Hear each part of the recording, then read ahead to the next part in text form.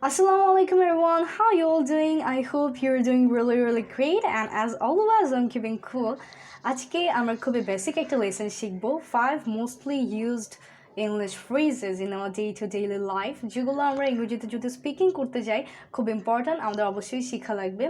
So this is Nurjan at me once again with a new video and you're watching 1 minute English with me যেখানে আমরা শিখে থাকি spoken English and basic grammar খুবই easily, খুবই effectively and খুবই মজা করে. So if you are new on this channel then subscribe the channel and press the bell icon so that you don't miss another lesson from the next, and let's start our lesson today.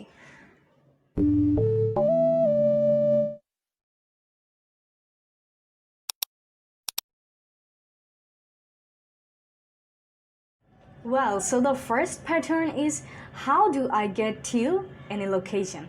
So আমরা যদি কোনো এলাকায় নতুন যাই and আমরা যদি সেই এলাকাটার সব জায়গার সাথে পরিচিত না থাকি তখন আমরা তাদেরকে জিজ্ঞেস করি যে আমরা এই বাসায় কিভাবে যেতে পারি, আমরা এই স্কুলটাতে কিভাবে যেতে পারি, আমরা এই মার্কেটে কিভাবে যেতে পারি, আমাকে ডাইরেকশনটা একটু বলে দিন, আমার ডেস্টিনেশনে যাওয়ার রাস্তাটা বলে দিন.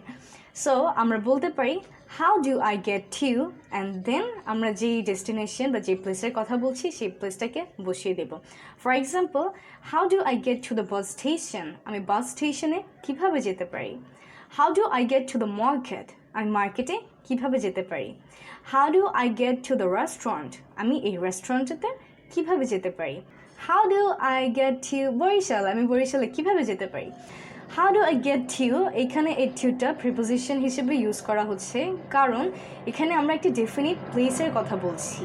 How do I get to the market, so এখানে ডেফিনেটলি আমি মার্কেটে কীভাবে যাব সেটা জানতে চাচ্ছি. সো যেহেতু এখানে একটা ডেফিনিট প্লেসের কথা বলা হচ্ছে এর জন্য এখানে তার আগে প্রিপোজিশন টুটা ইউজ করা হয়েছে.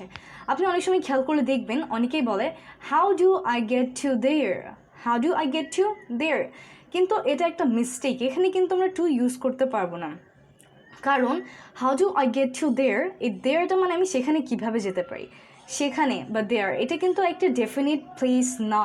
We can't use to before there, it's a mistake. So আমরা এই জায়গাটাতে খেয়াল রাখতে হবে. আমরা যদি বলি how do I get to the bus station then it is absolutely correct because bus স্টেশনে আমি কীভাবে যেতে পারি সে রাস্তাটা আমি জানতে চাচ্ছি, কিন্তু how do I get to their it's a wrong sentence.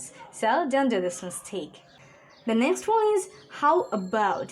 So how about এটা খুবই কমনলি ইউজ একটা ফ্রেজ. আমরা যদি কাউকে বলতে চাই যে বাইরে গেলে এখন কেমন হয়, এখন যদি আমরা নাস্তা খাই তাহলে কেমন হয়, একটা মুভি দেখলে কেমন হয়.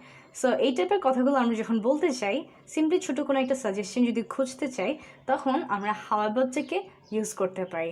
For example we can say how about going outside, how about making a tutorial, how about making a video right now, how about going outside, how about we learn something new, how about we bake a cake, how about we go to the party, etc. So এরকম করে কিন্তু আমরা খুব simply use করতে পারি. এই ফ্রেজেসগুলো simple and easy, so আমরা এগুলোকে সবসময় ইজিলি ইউজ করতে পারি. The next one is do you want to ... So do you want to এর মানে তুমি কি চাও. ফর এক্সাম্পল আমি যদি বলতে চাই তুমি কি আমার সাথে বাইরে যেতে চাও, do you want to go out with me, তুমি কি এখন পড়ালেখা করতে চাও, do you want to study now, তুমি কি এখন খাবার খেতে চাও, do you want to eat now, তুমি কি মার্কেটে যেতে চাও, do you want to go to the market. So আমরা যদি এরকম কোনো কোয়েশ্চেন আস্ক করতে চাই তুমি করতে চাও কি না এরকম বলে, তখন আমরা সিম্পলি ইউজ করতে পারি do you want to and then আমরা বাকি যে পার্টটাকে বলতে চাই সেটাকে বলে দিব. So do you want to and এটাকে কিন্তু আমরা ডু ইউ ওয়ানাও বলতে পারি. ডু ইউ ওয়ানা এটা আরও বেশি ইফেক্টিভ, আরও বেশি স্মুথ শোনায়. Do you wanna, do you want to এটার ইনস্টেডে আমরা বলতে পারি চাইলে ডু ইউ ওয়ানা. সো ওয়ানাটা এখানে ইনফর্মাল কন্ট্রাকশন, ওয়ান্ট টু এটার বদলে আমরা ওয়ানা বলতে পারি.